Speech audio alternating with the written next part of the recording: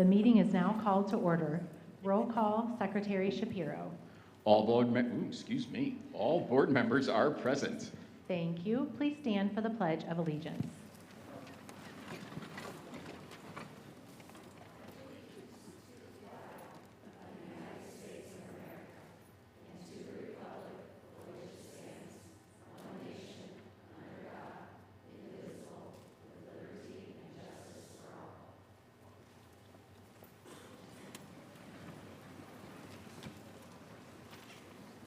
We will now move on to the presentation portion of the meeting to recognize the Service Award recipients and our retirees. Dr. Ostrike. Good evening, President Coquet, Dr. Beresford, and members of our board. It is an honor to be here tonight to recognize our employees for their years of service, as well as those who will be retiring at the end of this school year. Our community, our district, our school board, and our administration want to congratulate all of you today, and we look forward to recognizing you on stage this evening. And so we will start with our years of service, and there will be a task tonight. So at this time, with those employees who are being recognized for their 20 years of service to Carmel Clay Schools, please come all the way to the brick wall, and we'll have you line up alphabetically as we recognize you tonight. So that's today's lesson. So at this time, those with 20 years of service, please go ahead and line up against the brick wall.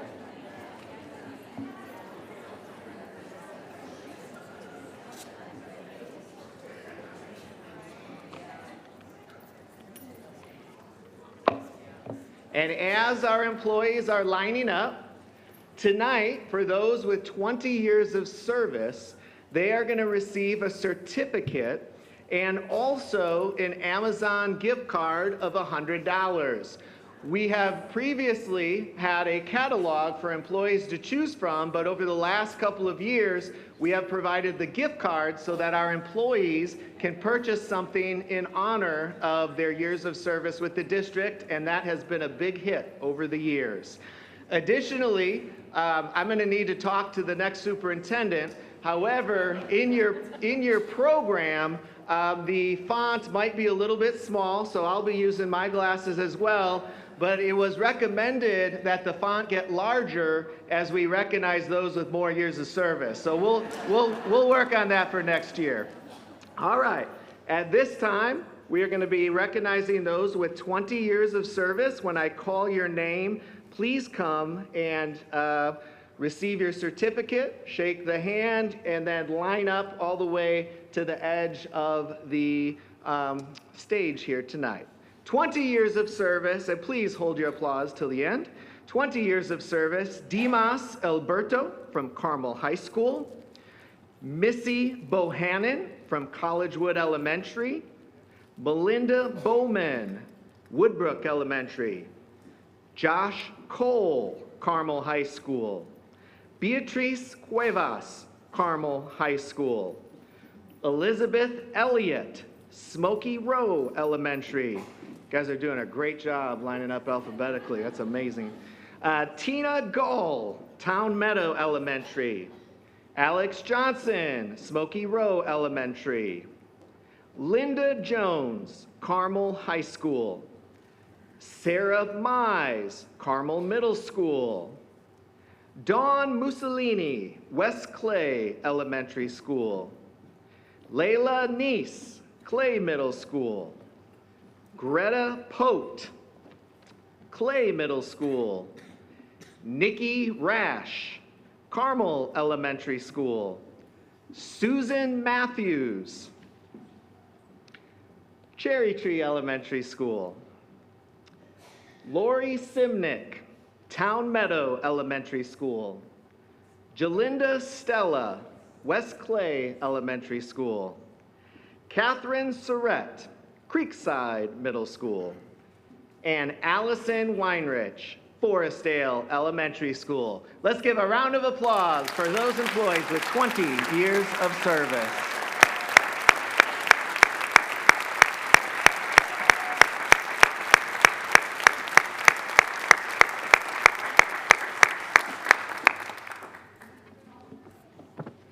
going to do a quick picture. While we're doing that picture, with those being honored with 25 years of experience, please line up alphabetically along the brick wall.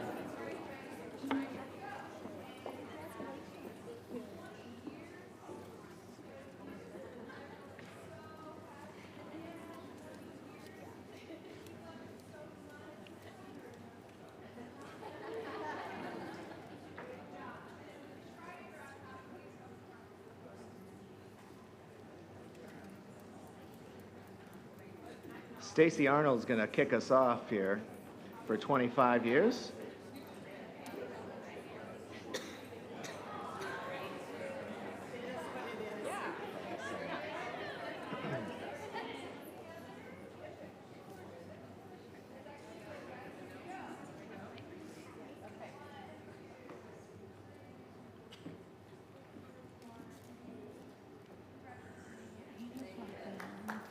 Okay, Oh, well, good for you. You're retiring. got it. I'm trying to see if I can locate him so I All can right, take gotta him. move, gotta move. Thank you, Becky. Yep. Yep.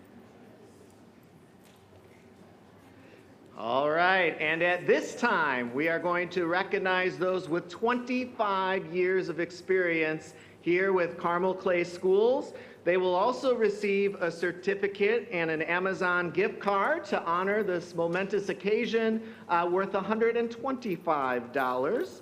And so we will begin. Once again, please hold your applause till the end. 25 years of experience here with Carmel Clay Schools and Service. We'll begin. Clay Middle School, Stacy Arnold. Heather Banks, West Clay Elementary School. Tamara Belbotsky, Carmel Middle School. Kelly Davis, Woodbrook Elementary School. Amy Dudley, Education Services Center. Ron Eshelman, Transportation. Kelly Flagger, Clay Center Elementary School. Stacy Girth, Smoky Row Elementary School. Valerie Hoover, Transportation. She's got a fan. Susan Johnson, Carmel High School. Brooke Knezevich, Collegewood Elementary. Tracy Kraus, Clay Middle School. Brian Lyday, Town Meadow Elementary. Krista May, Creekside Middle School. Renee Moyer, Clay Center Elementary. Tim Ferris, Carmel High School. Andrea Pinkerton, Carmel High School. Ryan Ringenberg, Carmel High School. Leslie Schmidt, Carmel High School. Angela Snyder, Creekside Middle School. Jacinda Sohalski, Carmel High School. Rebecca Stulpe, Carmel High School. Bridget Walsh, Collegewood Elementary School. And Robin Wood, Educare. Congratulations to those with 25 years of service to Carmel Clay Schools.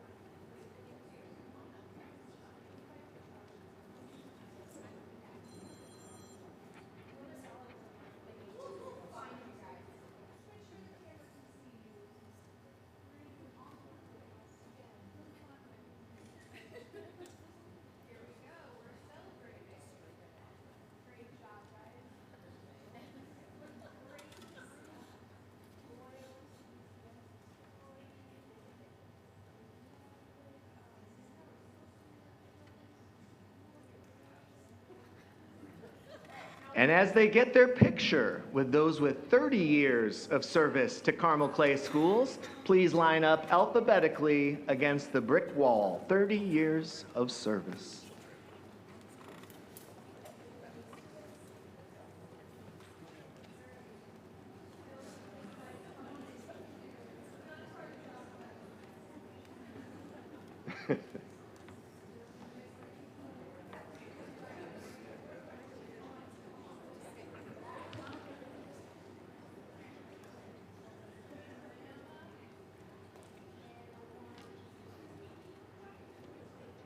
Let's put our hands together one more time. 25 years of service to Carmel Clay Schools.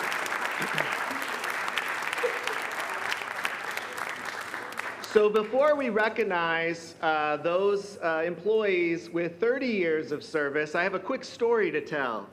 And so 2 of our honorees this evening with 30 years of service are sisters. So we have Stephanie Borlick and Shannon McClintock. Both are sisters here in the district. They both teach in the district, and both of their parents retired from Carmel Clay Schools. Pretty amazing lineage right there.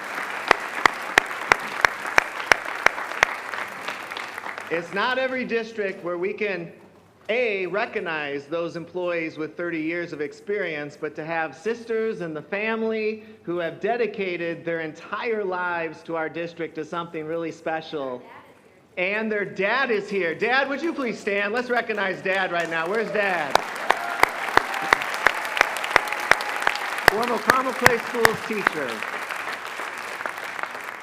All right, so 30 years of service to Carmel Clay Schools. They will also receive a certificate and a gift card worth $150. Please spend that on yourselves in honor of tonight's recognition.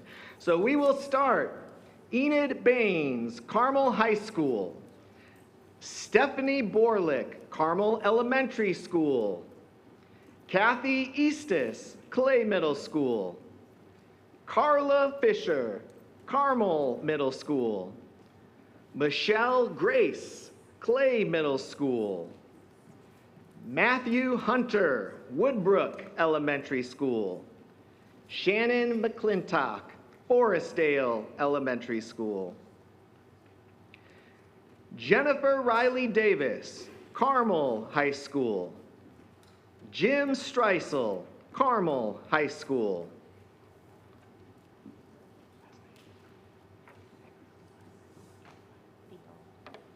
And Elizabeth Thiel, Carmel Elementary School. Congratulations to all of our employees with 30 years of service.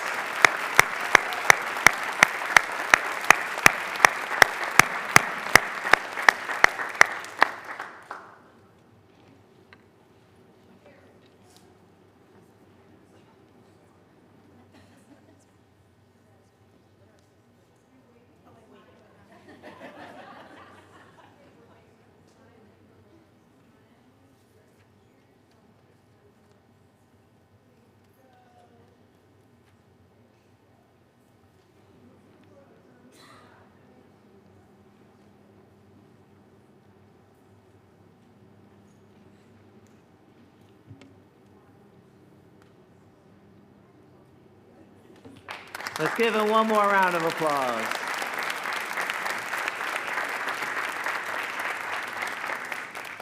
I'm in my 6th year in the district, and every single year we seem to honor, which is amazing, someone from transportation with an incredible amount of years of experience. So would our 2 employees with 40 years of experience at Carmel Clay Schools please come to the front? So those employees with 40 years of experience, they will receive a certificate from the district, and they will also receive a $200 gift card to be able to spend and recognize for their years of service this evening. We're not going to hold our applause for these 2. Once I announce their name, I want it to get wild out there, all right? 40 years of service is incredible. Not many school districts can say that. There we go.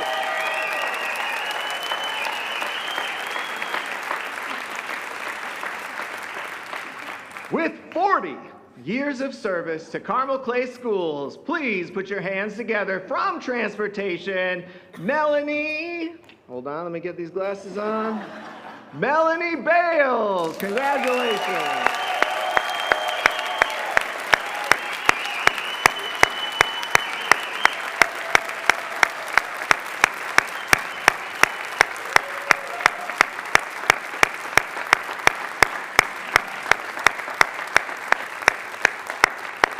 And our second dedicated employee to Carmel Clay Schools, coming from Carmel Elementary School, put your hands together for Jeannie Singleton.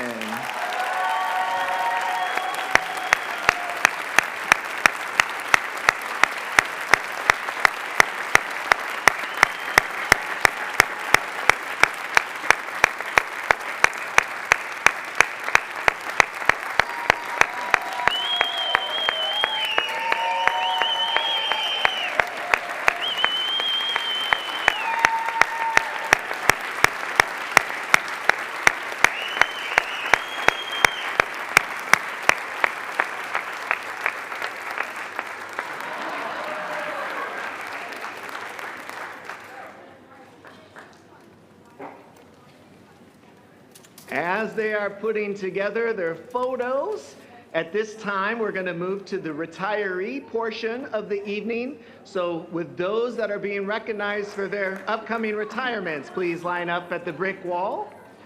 Thank you very much.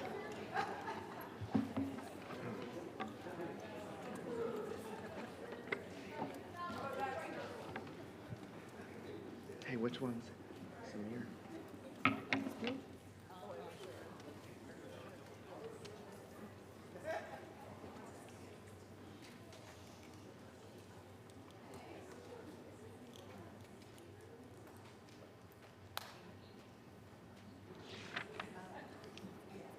And then these that have this, they also were recognized for years. One more time, put your hands together. 40 years of service to Carmel Clay Schools. Melanie and Jeannie, thank you so much. We so appreciate you. And before we get to our retirees, I'm going to ask one last time for all of our employees that are recognized tonight for their years of service, please stand and let's recognize you one last time.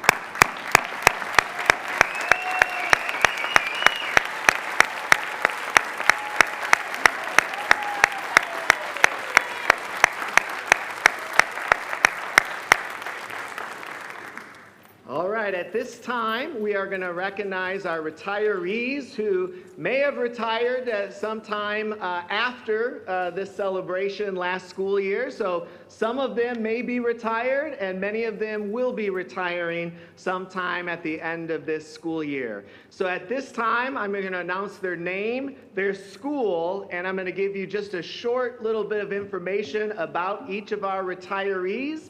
And so, no need to hold applause with our retirees this evening. So first, we have also being recognized for their years of service and as a retiree tonight from Carmel High School, Enid Baines. Enid retires with 29 years of service as an English teacher to the students of Carmel High School and hit her 30th. Thank you for sharing your love of teaching, Enid. Our wishes for a happy and healthy retirement go with you. Enid Baines.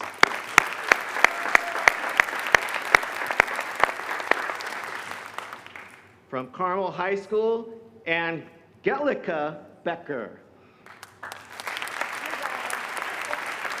Angelica has held roles of World Language Department Chair and German teacher over the past 27 years. We wish you and Ted, who is part of our Educational Services Center family, and he retired in 2021, both you and Ted, much happiness in the future. Angelica Becker.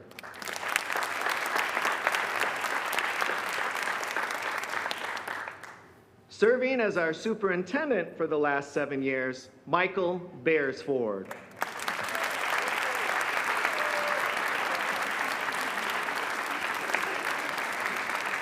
Dr. B and Jim Dandy will retire from Carmel Clay Schools with 7 years of service to our staff and students and 42 years of educational leadership overall. On behalf of the entire CCS family, we thank you for your outstanding leadership, vision, and dedication. Your commitment to excellence has been felt in every facet of the district. Michael Beresford.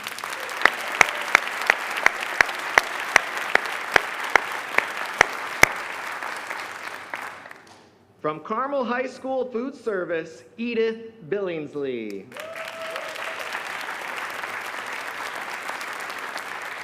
Edith is retiring after 41 years with Carmel Clay Schools. Yeah, we'll clap for that. Her dedicated service and impressive commitment to Carmel High School Food Service Department has been greatly valued. The Carmel High School staff and community will certainly miss her, and we wish her all the best. Edith Billingsley.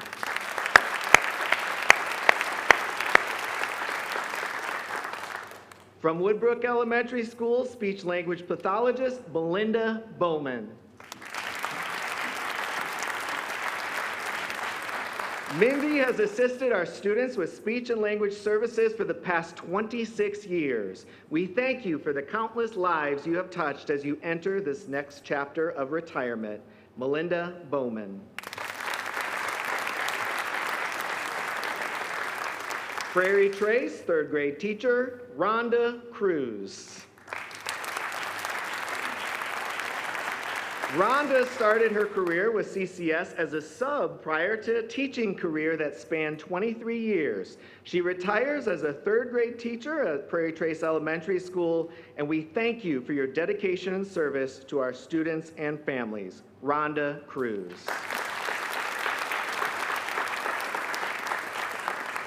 Also recognized tonight for years of service and as a retiree, from Clay Middle School, a teacher of our deaf and hard of hearing, Kathy Eastis.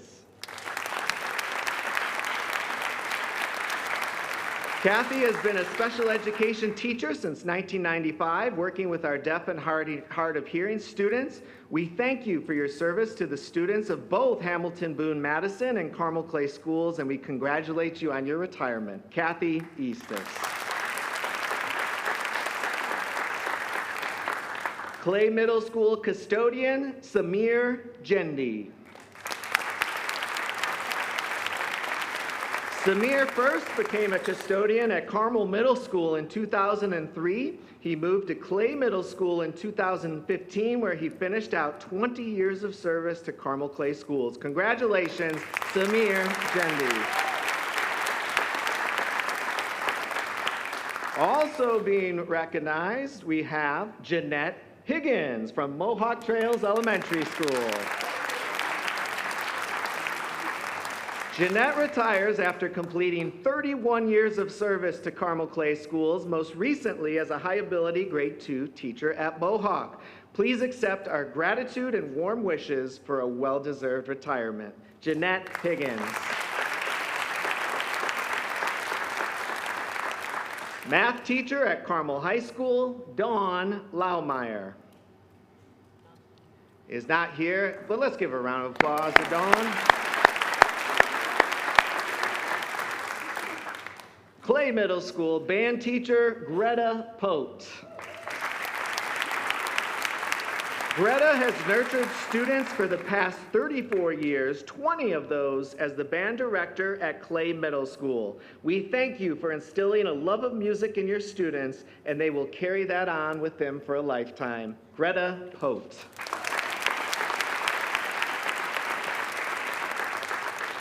Also, Clay Middle School PE and health teacher, Jamie Sanders.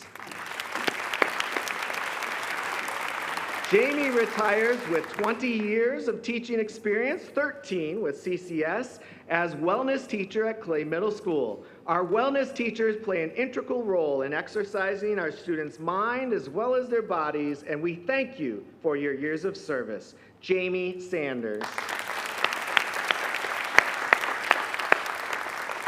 Carmel High School Executive Assistant to Dr. Ferris, Sue Sinclair. Sue started her CCS career as a substitute teacher in 2005. Over the years, she grew in our district by moving to an instructional assistant, an administrative assistant at Creekside, and then finally by becoming the executive assistant at Carmel High School in 2018. Sue wanted to retire a few years ago, but she was willing to stay a few more years for Dr. Ferris as he became the new principal at Carmel High School. Now, after 20 years of service to the district, Sue will take her much-deserved retirement. Congratulations, Sue Sinclair.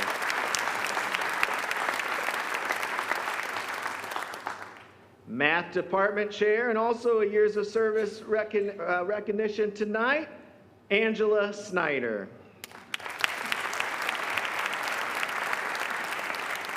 Angela retires with 25 years of service to Carmel Clay Schools as Math Department Chair at Creekside Middle School and 30 years overall. We thank you for your thoughtful guidance in our math department as well as the many student lives you have impacted.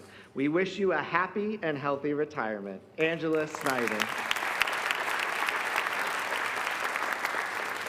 One of our incredible bus drivers from transportation, Donald Thornton.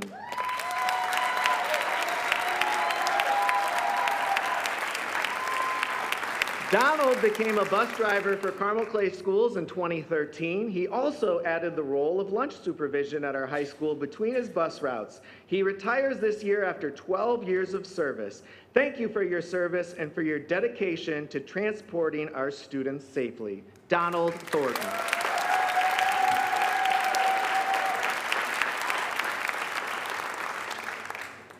From Carmel High School, Spanish teacher, Kimberly Vivang.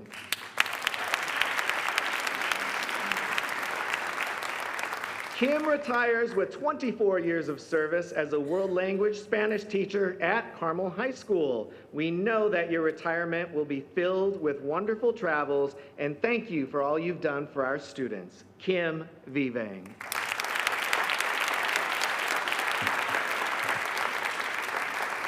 And at this time, let's put our hands together and show appreciation for our 2025 retirees from Carmel Clay Schools.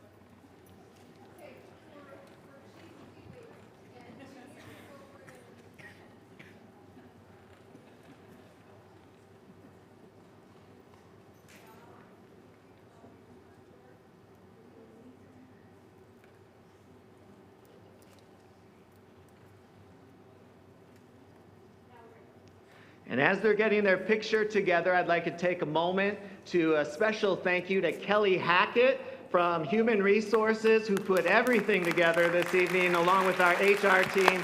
Kelly, thank you for your leadership for this evening. I'd also like to thank our Food Services Department for the lovely reception we had before tonight's Years of Service recognition. And a special thank you to our school board for all of their support of all employees here in Carmel Clay Schools. Thank you so much.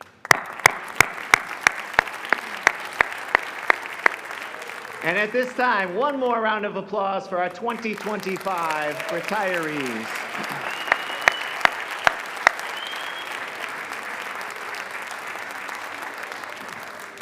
You are all welcome to stay for the remainder of the board meeting. But if you would like to go and celebrate those being recognized here this evening, we will take a short break and we will come back here in about 5 minutes. Thank you very much, and thank you for being here tonight.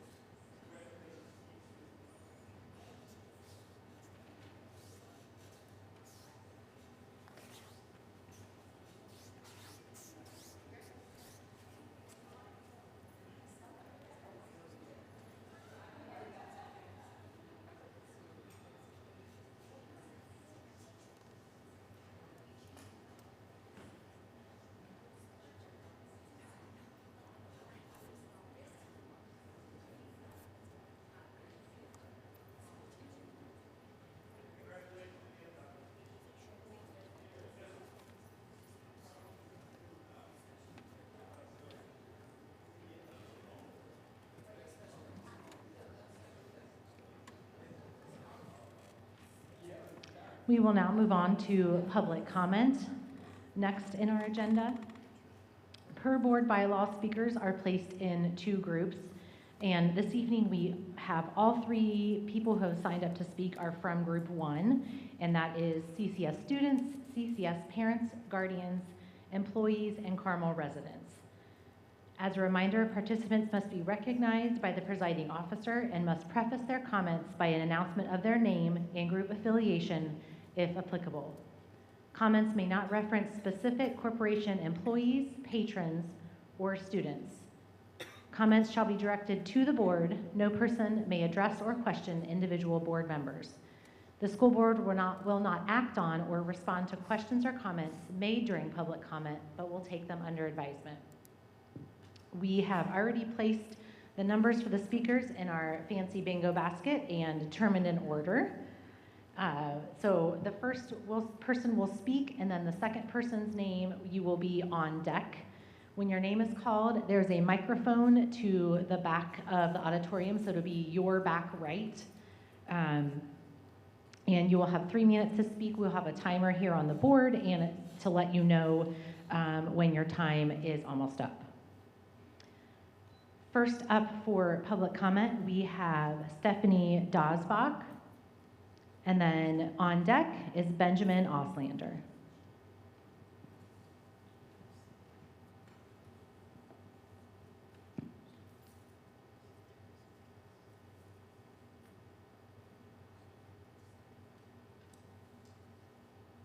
Stephanie, are you here this evening? If not, we will go ahead and move on to Benjamin Auslander, and then on deck will be Carol Auslander.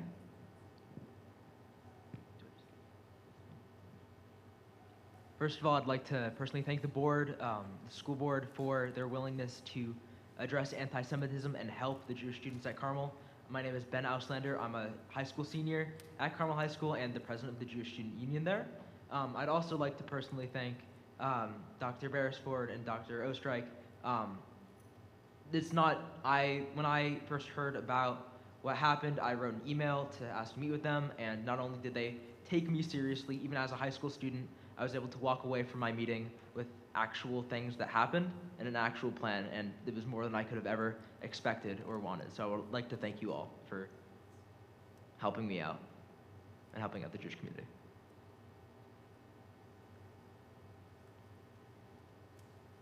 Thank you very much. Up next is Carol Auslander.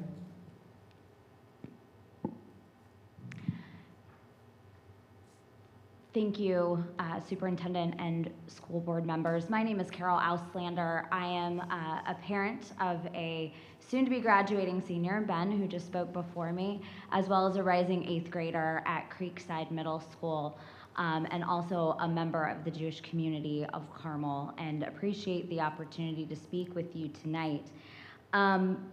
My family, we grew up in Indianapolis. I come from a family of educators.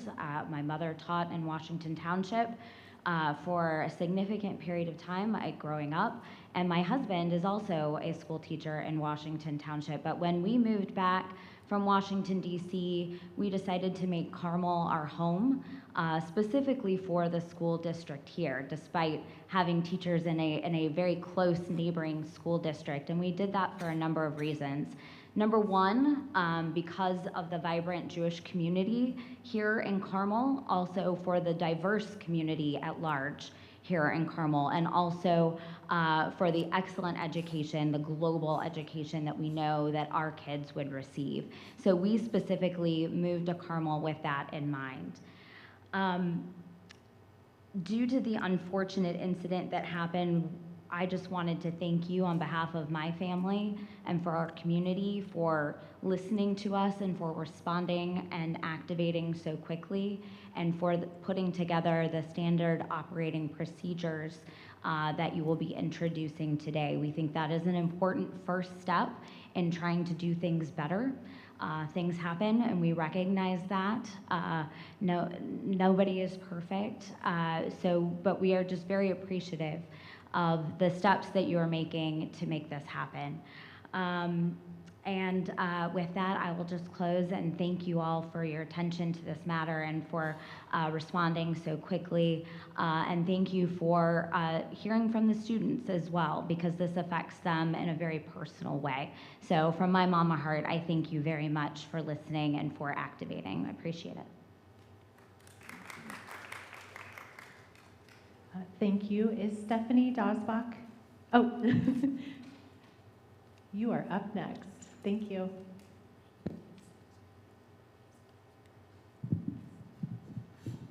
Thank you. I've prepared a statement that I will read to the board. Good evening. My name is Stephanie Dosbach, and I am a proud parent of 4 students in the CCS district, including 1 graduate. I'm here tonight to address the board regarding Policy 4540, the schools and governmental agencies. I respectfully urge the board to consider the following concerns. To safeguard a minor's constitutional rights, particularly their Fifth Amendment protections, it is essential for children to have an option to request a trusted adult, beyond the principal or designee. Be present during any questioning or interviews conducted by law enforcement or DCS employees.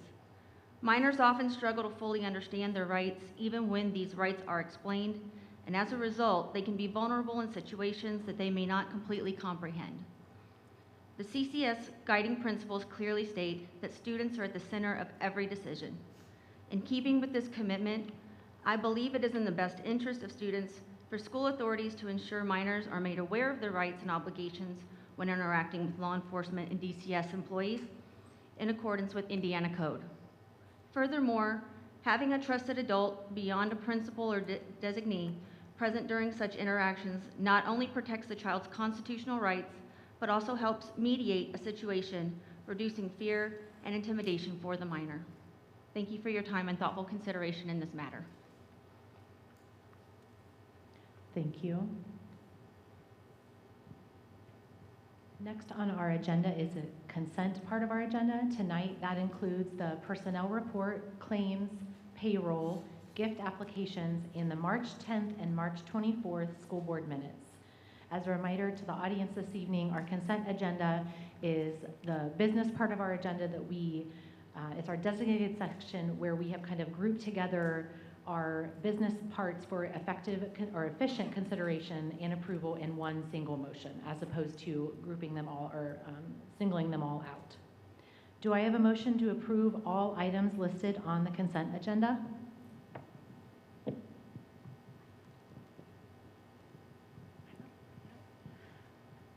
Madam President, I move to accept all items in the consent agenda and consider them together. Do I have a second? Second. Thank you. So our motion is to approve all of the items together listed on the consent agenda. Any discussion on consent items? Right, seeing none, we will now take a vote. All those in favor signify by saying aye. Aye. Aye. Motion carries 5-0.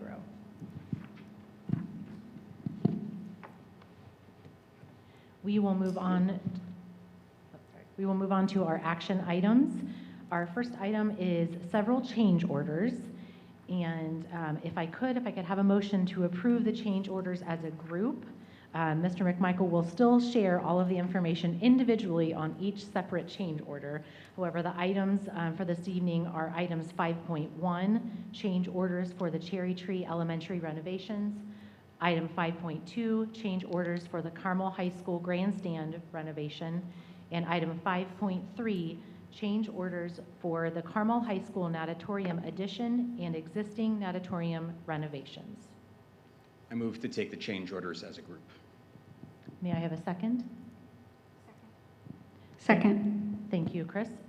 So our motion our first motion this evening is to group change orders 5.1 through 5.3 together as a single motion. Any discussion?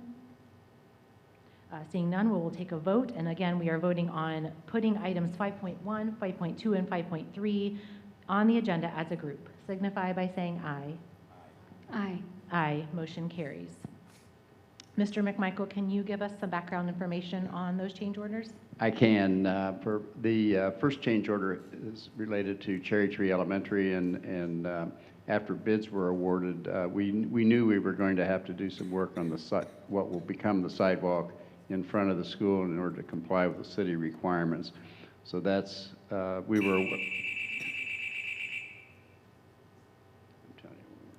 aware of that, and we do have sufficient contingency to allow for that.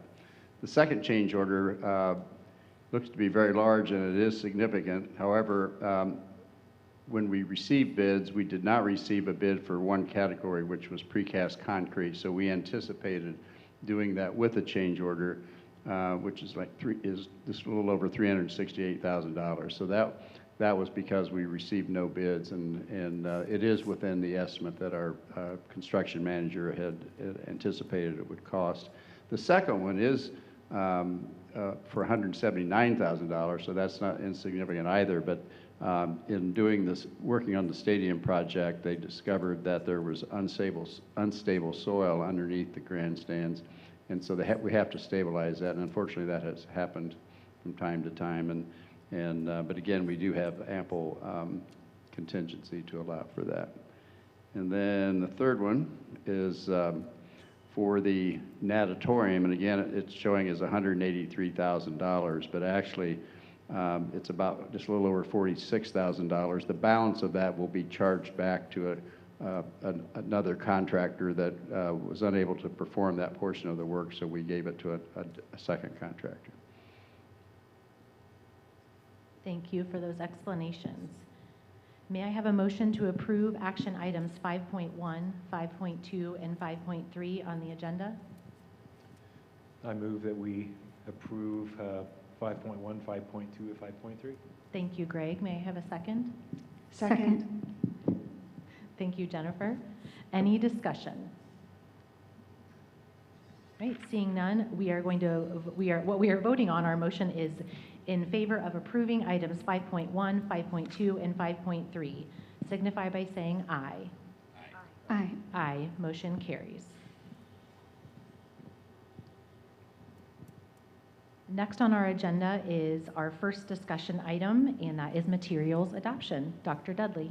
Thank you. So back in October, the board approved new courses as well as modifications to courses in the program of study for Carmel High School. And this evening, I have a list of materials that we are proposing to use with these new courses. The materials were reviewed by our teachers and administrators at the high school, as well as administrators at ESC. And the parents and community members also had the opportunity to review and ask questions and give feedback on these materials at a preview night that was held at the high school on April 1st.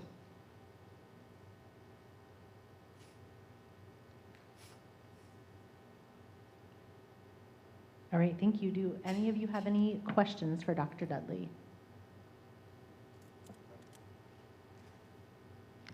Thank you very much. Thank you. Our next discussion item is the first reading of policy 4540, the schools and government agencies policies. And I'm going to hand this over to Dr. Dudley. And again, this is an actual a policy update on a policy that is already in existence. Correct. So our attorneys recommended that we review policy 4540, the schools and government agency policy, in response to executive order protecting the American people against invasion that was issued on January 20th, 2025, and the subsequent rescinding of the 2021 DHS memo designating schools as protected areas where ICE enforcement should not be conducted. And as Mrs. Coquet mentioned, we already had this existing policy, and so the policy liaison reviewed this. Mrs. Jessie Billingsley from Church, Hiddle, and Antrim made some suggested changes to our current policy 4540, and she's here to present those changes. So, Mrs. Billingsley?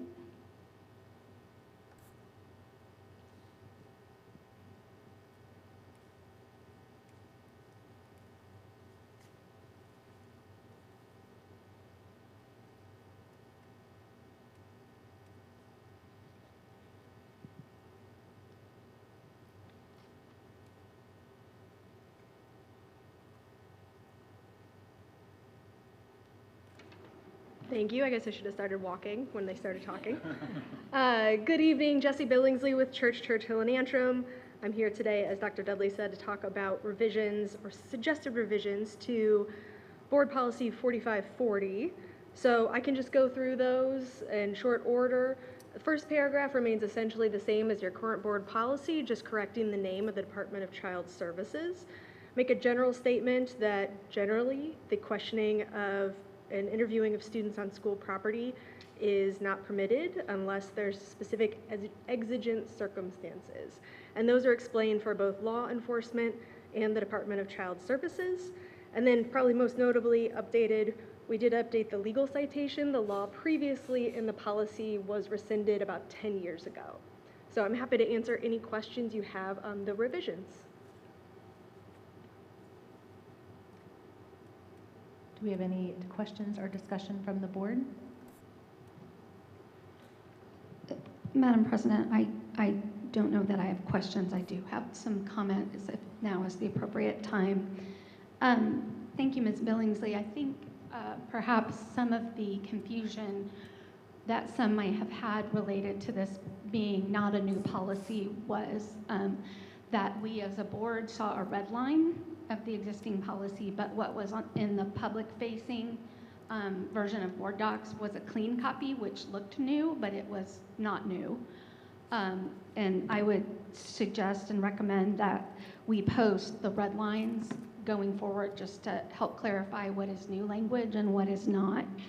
I do want to emphasize what you said, which is that our baseline is that questioning and interviewing students on school property is not allowed. That is a new part of the policy. That is true, except when there is a court order. That is a new part of the policy. Previously, you did not have to have a court order. Or if DCS comes with parental consent, a court order, or there are exigent circumstances. I think it's important for folks to remember that this is not just an immigration issue. There could be any matter involving DCS or the police that could be the subject matter.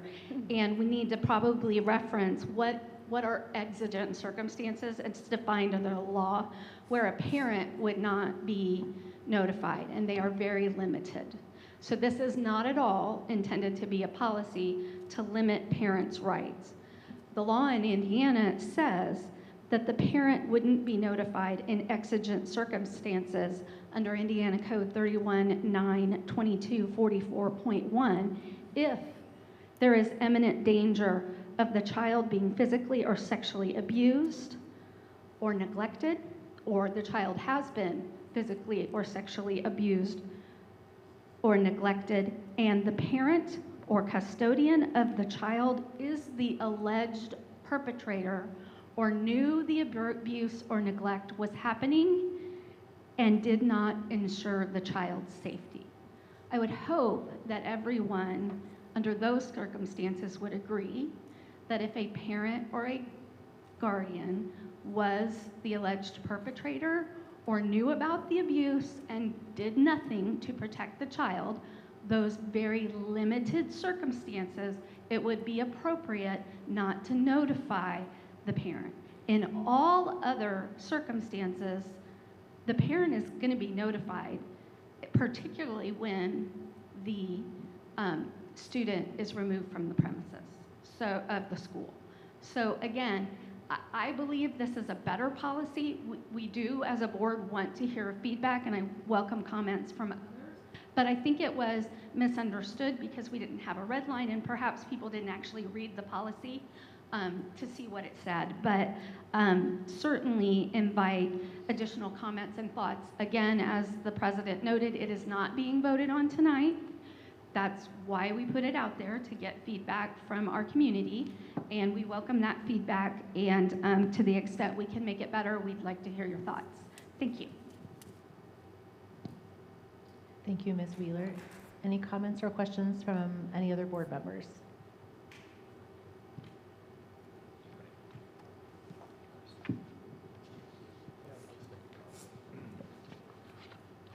Thanks for that good explanation of what we're really looking at here. It is an unsettling thing to even think about that we would have someone come into a school and talk to a child, particularly without parent consent, but there are some circumstances that are very well outlined here, and I too just wanted to echo that. I would love to hear responses in the next meeting, or even before, writing letters to the board.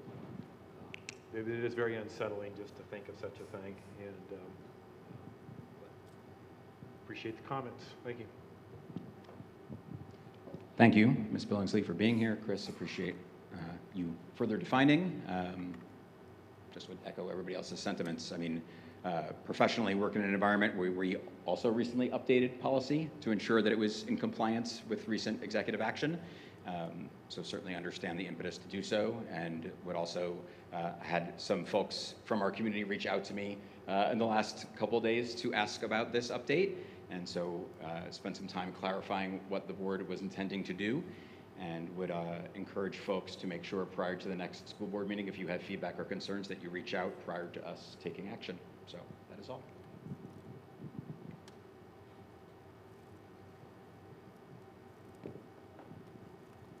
Yeah, I would like to ask a question, though. There's been an update to the Indiana code, isn't that correct? Yes. With the scope of this existing policy? Yes. And is it fair to say that what we're doing is implementing those changes that were specified in Indiana code? Yeah, in existing law, yes. Okay. Very good. Thank you. Thank you for your time. We appreciate you being here. Thank you. And again, this was the first reading of that policy 4540. And as the other board members have indicated, we welcome and appreciate feedback from the community. If you wanted to send us emails and let us know how you feel about this policy, or any questions you have. Again, I think there was a little bit of some misinformation about the policy and its intent. But with any policies, we do have to update them from time to time as laws change or executive orders come out, and that's part of our job. And with that being said, we have another policy that we are going to be updating. And again, this is a first reading of the policy. So we are not voting on this policy either this evening. We are discussing it. So this is policy 5261.01, parent involvement in education. Dr. Dudley. Thank you. So in response to an unfortunate event that happened earlier this year, the Policy Liaison Committee reviewed Policy 5261.01, Parent Involvement in Education Policy.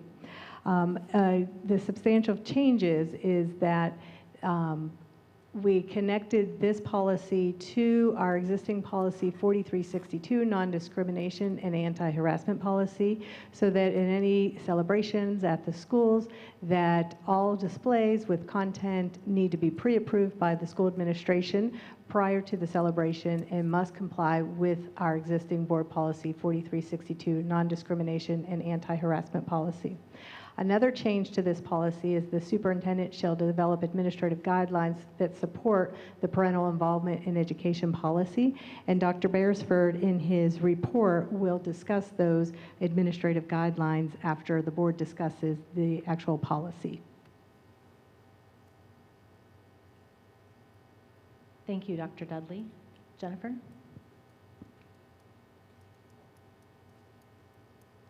Thank you. This draft policy that we're introducing tonight is an important first step in addressing the Jewish community's concerns about experiences within Carmel schools. Last month's cultural fair at Smoky Row Elementary highlighted apparent gaps in oversight and supervision, gaps that these proposed policy changes seek to correct. This discussion and the proposed policy changes are critically important to the Jewish community. Just last week, the Anti-Defamation League released its annual audit of anti-Semitic incidents. In Indiana, the report showed a 141% increase in anti-Semitic incidents from 2023 to 2024. Over the past 5 years, from 2020 to 2024, incidents have risen 735%. It was also reported that Indiana has the same number of incidents targeting Jewish institutions as Illinois, yet we are only 1/10 the size of the state of Illinois. This is not to suggest that Carmel is an epicenter of anti-Semitism. However, Indiana now ranks 12th nationally in reported anti-Semitic incidents according to this ADL's report. This is an alarming statistic that we cannot ignore. As public officials, educators, and as school board members, we have both a responsibility and an opportunity to actively interrupt anti-Semitism and all forms of discrimination when we encounter them in our schools. This is a real opportunity for us to lead by example and truly get this right. We will continue reviewing and suggesting further policy improvements and professional development within our corporation, opportunities to help ensure our administrators are fully equipped to meet the needs of our Jewish community, our Jewish students, and all students in our district. I look forward to hearing future feedback from the Carmel community as the draft policy moves forward, and I sincerely thank everyone for their work on this important topic. Thanks, Kristen. Thank you, Dr. Dudley. I didn't write anything down because I figured I would just share what I was feeling. I appreciate the steps that we're starting to take here, and I think that this addresses a really specific set of events. It addresses cultural fairs, and it is well-intentioned, and I appreciate the fact that we are applying consistency across our school district. Clearly something that was missing, because otherwise this might not have happened. However, something that came to light after the incident at Smoky Row, through communication that we heard through other members of our community, were other incidents that were happening at some of our schools around anti-Semitism, around other forms of discrimination. And so what I want to make sure that we're also paying attention to is that this addresses events. It doesn't address this on a broader and larger scale, and that's something that I think we also need to be paying attention to. And I know we've started to have some of those conversations. I know that administration has started to have some of those conversations. I think Jennifer alluded a little bit to that, but I don't think we can lose sight of a larger conversation. As a school board member, as a parent of a student in this school system, as a member of the Jewish community, this is deeply personal. This is deeply emotional for me. I worry about my child and what happens to him when he's walking the halls of school, because I've heard the stories. And, my child walks around sometimes with his head in the sand and is a little culturally unaware sometimes. But there are plenty of students who are not culturally unaware, and it can be a really scary time. And I think we have an opportunity over these next few months to really change the course and ensure that our school administrators, that our teachers are empowered and have the tools to, when they see something, to say something, to help educate our students, and really begin to be made more culturally aware and help educate our community and ensure that everyone not only is physically safe, but it is emotionally safe, and really ensure that this is a place where everyone can feel and be respected. And to be candid, nothing else, nothing short of that is acceptable. So we need to make sure we're doing everything we can. That's all.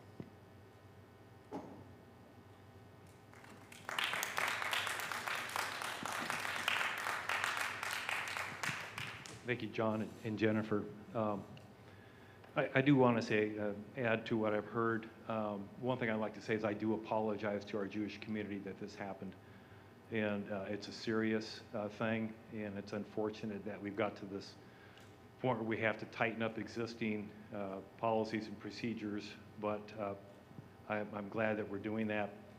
We have had multiple incidents, and I absolutely agree that we need to look at it from a much broader perspective than just this single kind of event with displays and parent and international nights. We have other things to consider, like student displays, and just anywhere else we can have these things take place. We just need to make sure that we not only tighten policy, but that when things happen, that there's discipline and consequences. Otherwise, it's just words on paper, and it will not change. So I just want to make sure that as we tighten things up in our policy books and educating our students and staff about what our expectations are and what's allowed and what's not allowed, that we are ready to take a tough stance and put disciplinary steps in place with consequences. So thank you very much. Thank you, Greg. I'm certainly not speaking for the Jewish community, but I feel that many of us in the Jewish community feel, rather than this becoming a punitive moment, this is an opportunity for education and building bridges so that people can learn about the richness of our culture and religion and our people, and dispel many of these age-old dog whistle kinds of comments that people may be parroting and not truly understand their hurtfulness and their long history and where they come from. So while it is easy to say, let's begin to punish people, it is probably better for a growing, diverse community to use these as opportunities for learning. But again, I'm not speaking for the entire Jewish community, but that would be my feeling. Thank you, Madam President. I echo much of what has already been said. I also think that it's important to note that it's our job as a board to protect all children and all members of our community, regardless of their political, religious, or cultural differences. And while I'm only one vote, I feel safe in saying that it's all of our intention to do that. I know that Dr. Beresford will get into the details of the administrative guidelines on this in a moment. I do want to encourage anyone who's watching this and anyone who's here to remind other parents and your children about the Stop It app. It is a wonderful, wonderful resource and allows folks real-time, immediate ability to follow up on concerns in ways that we as parents who might be at home or at work during the day cannot do. And our law enforcement and our administration are, in my personal experience, wonderful at following up on that. The other thing that I wanted to say is I'm deeply hurt that we even have to address this, but I believe it's a reflection of the ugliness that is happening in the world right now, and our children are mirrors. They are and always will be a reflection of those around them, and how we speak to each other as adults matters. What we say in front of our own children inside our homes gets parroted in some ways that are really embarrassing sometimes, right? When they're talking about, things maybe you don't want them to talk about, but they'll say the ugly stuff too if you say it in front of them. And everybody has a right to believe and think the way that they want to, but there are things that go too far. And I hope that we're the kind of community that I think that we are. I think that those who believe in supporting all of our community are the ones that put me here. And I intend fully to follow through with this, as others have said, it's a first step. And we want your feedback again, and we want your thoughts, but we can't fix problems that we don't know exist. So please, please, please reach out. Thank you. Just one more thing I wanted to add. I wanted to be explicit when I mentioned that folks have reached out after Smoky Row. Certainly members of the Jewish community, but it's been members of other communities, whether those be faith-based or ethnicities or racial communities that have reached out. So this isn't just a issue within the Jewish community, as other people have addressed. And just to emphasize a point that Chris just made, not only are our kids listening, our kids are watching. And it's something that I think about often, not only as a parent, but it's a responsibility I take pretty seriously when I sit up here. The children in our community are watching. They watch the adults. They watch what we're doing. And that's something that I believe, as a parent, as a professional, that it's a responsibility I take pretty seriously. It's one thing to, button up and show up for my job a certain way, but how am I behaving at home when my teenager is sitting in the other room and they can overhear the way I talk about my day and the people I interact with? They're listening to that conversation.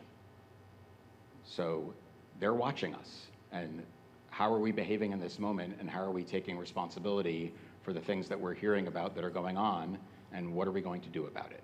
And that's something that we need to consider as we continue to move forward. And we can't do anything about what's happened, and I recognize that.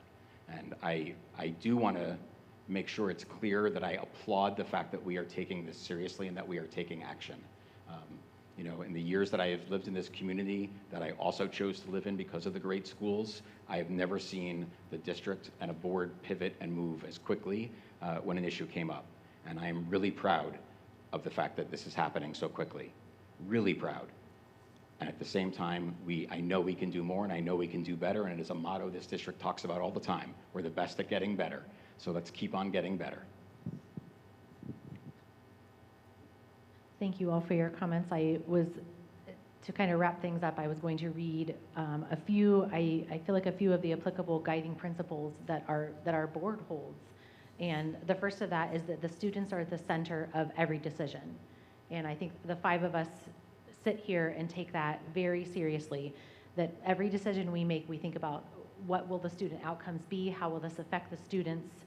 The second part, or the second list on our guiding principle, is that a safe, non-threatening learning environment is essential. And I think that is essentially what we are talking about this evening, is that we feel, all five of us feel, that every single student deserves to come to school, and that our next thing says academic, social, emotional, and physical needs are met, and that it is done so in a safe and non-threatening learning environment, and that is what we intend to continue to do. Thank you. So up next, we have the superintendent's report with Dr. Beresford, and he's going to fill us in a little bit on the new administrative guidelines. Thank you very much. And I want to know I appreciate your work and your thoughtfulness in addressing the policy. And for those of you that don't understand school businesses, typically the school board will make a policy, and then in the end of the policies, there's typically instructions for the superintendent and his designees to put together administrative guidelines in order to fulfill that policy. So in this situation, it's really about what needs to be done in order to make what the policy would like to have happen. And so that's the difference between a board policy and an administrative guideline. And so I'm just going to read you the draft of the administrative guidelines, and once the policy is approved, then we would go back and double back to make sure that our administrative guidelines match the intention of the board's policy. So the administration guideline number one, Carmel Clay Schools is committed to creating a safe and inclusive environment for all families at school-sponsored family celebrations. We acknowledge and honor that we each have unique life experiences and perspectives that may be different from our own. We ask that all families follow the guidelines below to create a safe and positive experience for our students. All displays and content will be pre-approved by school administration prior to the celebration and must comply with Board Policy 4362, non-discrimination and anti-harassment policy. Please consider some of the following items and content that is appropriate for the age of the students. Photos, basic facts of country, size, population, flag, significant holidays, capital. Customs and traditions, languages, dance, music. Here's a good one. It's food with allergens listed to make sure we protect our folks with allergies. Clothing, art and literature, and then interactive activities for students. Some examples are calligraphy, art projects, writing names in a native language, and that sort of thing. And these are great things that occur at some of our events at our different schools, and really celebrates the uniqueness of our community and the diversity of our community. But then we added, please do not include the content and items listed below.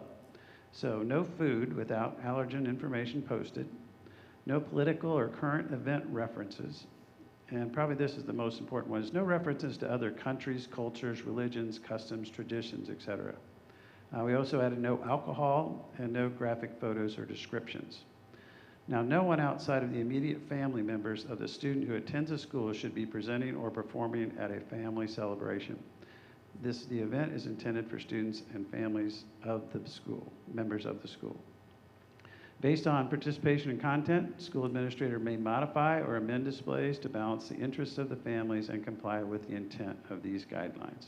So that is our draft of our administrative guidelines, and that's kind of the basis. And again, kind of what, I can't remember who mentioned it, is that what we want to accomplish with administrative guidelines is that we have consistency across the district. So it doesn't matter what school or what the event is, that these can be applicable, and would that way ensure that we are very respectful of one another, but also celebrate, our own heritage and traditions.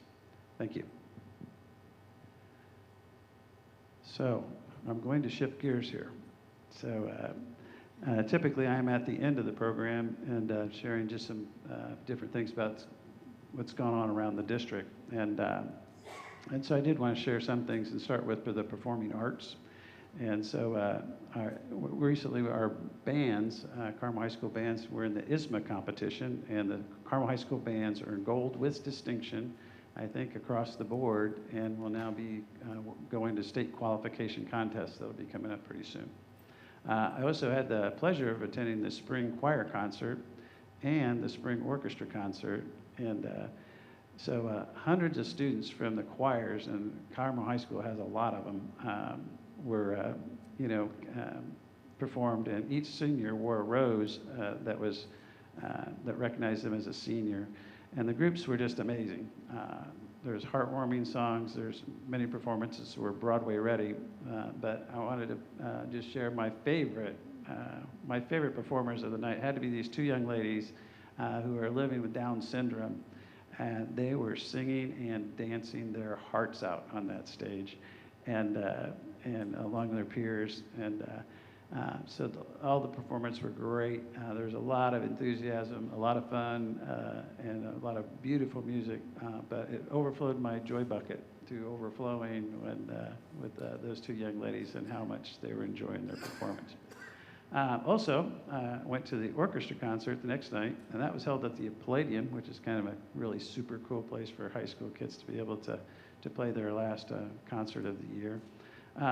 Two orchestras played in the final concert of the night, and I was trying to explain this to the board before, and I can't really capture it in words, but what it was is it featured the interplay of a flutist and the orchestra going back and forth in extremely complex music, and the perfection of that soloist and the professionalism of the orchestra, the way they interplay back and forth with so many dynamics. It was just amazing. And the way the orchestra intertwined with that music back and forth was, it was so complex. It was just mind-blowing. our three directors that work in the orchestra have the perfect balance of challenge our students to reach their highest potential with really complex and difficult scores, and they master them just beautifully. But finally, though, I wanted to share that the night began with a piece by our Unified Sound Orchestra. And you know about unified sports, well, we have the same kind of thing in the music world. And the Unified Sound Orchestra featured students that have intellectual disabilities who were paired with typical peers who've been meeting weekly throughout the year as a club. So that's an after-school club. And so these students teach and sometimes assist their friends to make and enjoy music together. And they did so at the Palladium, and it was pretty amazing. So the performance itself was wonderful, and all the students and parents were very proud. And it's one of those where you just walk away going, wow, that was really something. Also, I wanted to bring attention to the Hall of Fame inductees that occurred last week as well. Deborah Clark Gangstad, and if Deborah Clark sounds familiar, that's the Eric Clark Activity Center is her dad.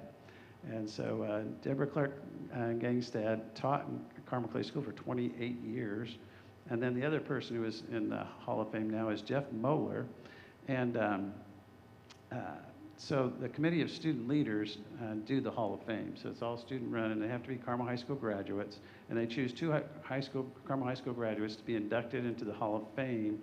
And then, and so like I said, Deborah was 28 years in the classroom, and then she now runs the Carmel Historical Society. The other one, Jeff Moeller, who is an outstanding distance runner and coach for Carmel High School. And of course, cross country is the best sport in the world, and my favorite. And he is now the CEO of Special Olympics Indiana, and he was one of the visionaries that was behind Champions Together and so our unified sports program in Indiana. And so they both gave wonderful speeches and clearly earned and deserved the recognition of the Hall of Fame. And then that was followed immediately by us honoring about 40 students and their most influential educators as distinguished graduates. And that's based on their academic excellence, their commitment to service, and achievement in extracurricular activities and endeavors. So each student and educator receive a gift. But the high point is that each student would write a paragraph describing why they chose their teacher, and that's read aloud on the stage as they're walking across the stage. And those messages were amazing. And those are the kind of things that educators remember forever. And every year I stand up there, and it's just the eloquence and the pieces that the kids talk. And a lot of times it's academic challenge, a lot of times it's achievement, but most of it's about you were there when I needed somebody. You were listening, you listened to me. And you could tell when I was stressed out, and all those types of pieces. So the program ends with an announcement of the Distinguished Graduate of the Year. There was a drum roll there, and that was Alice Mayer. So congratulations to Alice on being chosen as the Distinguished Graduate of the Year. A couple of quick other things is Youth Assistance Gala was on Saturday night, and if you don't know about Youth Assistance, it is an organization that we partner with that really makes a difference on the trajectories of students and families that are struggling. And where there is a no way, Carmel Youth Assistance finds a way, and they find people to make a big difference. And our community rose to the occasion and really donated a lot of money to make that program run well for another year. And their board is really something special. And probably the best testimony I can give is that I'm sometimes often on their email chain, and when the early intervention advocates who are social workers will sometimes say, hey, we really have a transportation issue, hey, we really have any kind of an issue, if anybody can help, almost every time the next email is, I got that. And that's the kind of community we live in, and it's pretty special. So anyhow, great, went well, and we're in good shape to continue the great work of the Carmel Youth Assistance Program. And this is their 10th year anniversary, so that's a good high point there. Also, we know we had the highlight newspaper kids and online newspaper kids, and we kept saying, we're waiting, we're waiting, we're waiting. Well, the waiting's over. They won the Pacemaker Award, which is kind of like the what they call it, yeah, it's kind of like a state championship, or it's maybe bigger than that. It may be the Nobel Peace Prize, I don't know. But it's a very high level. Only 13 groups in the nation got a pacemaker award, and we were one of them, the only one in Indiana. And so they came back very sleepy and tired from the trip, but what was it, exhausted on the field of battle victorious, so they did a great job. And then this is like super interesting. I'm sure everybody in here, and I hope this goes out online as to get viral, but we have a Drive a Bus event next Thursday from 5 to 7 p.m. at Creekside Middle School. And we're doing that to recruit bus drivers. But I will make a great offer to the community. I mean, how many chances do you get to just drive a school bus? So even if you're curious, you go there and you can drive a big yellow school bus around.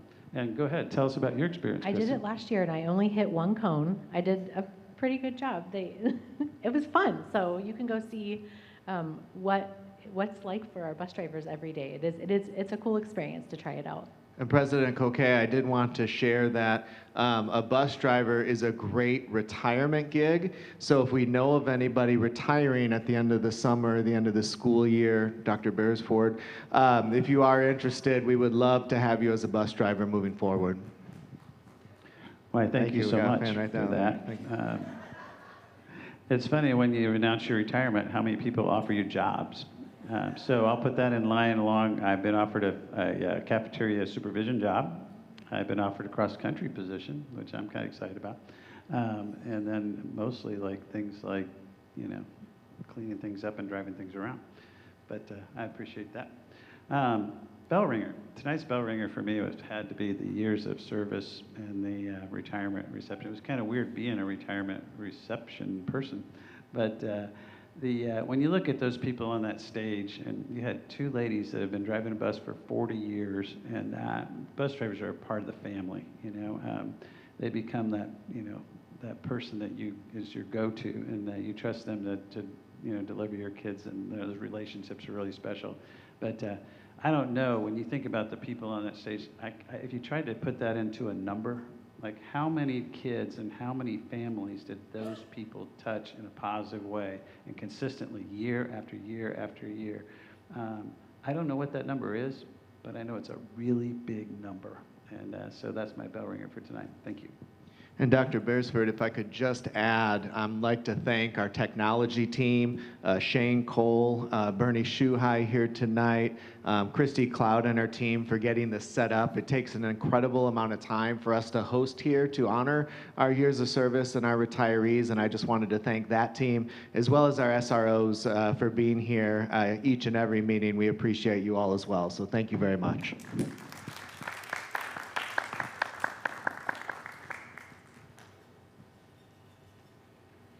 Next up, we have a student data report from Dr. Dudley. Thank you. So as we prepare for the class of 2025 to graduate in just a few short weeks, we'd like to take this opportunity to look back on our graduation rates from the class of 2024, and then also to look ahead to the changes in graduation requirements for the future classes. So first, let's look at the graduation rates for the class of 2024. So our graduation rate for the class of 2024 was 99.69%, which is quite impressive. However, we're still working to make sure that we get all of our students, 100% of our students, across that milestone, to meet that milestone. And let me preface this graduation rate is the four-year cohort graduation rate. Our students that do not graduate, they may graduate in the summer or they may graduate in the next semester. Our students that they may attend CLC to finish one course or what have you that prevented them from graduating on time with the four-year cohort. But we get all of our students across that eventually time. So just to point out some of the pieces in the graduation rates that were very impressive as we continue to work to get to that 100% for all of our students. We did see some significant gains in several of our demographic groups. First, our multi-language learner graduation rate went from an 87.1% to 100% in the class of 2024. So that was almost a 13% gain, which is quite significant. Our special education student graduation rate went to 98.35%, an increase of over 3%. Our free and reduced lunch population rate was 100%. That was an increase of over 6%.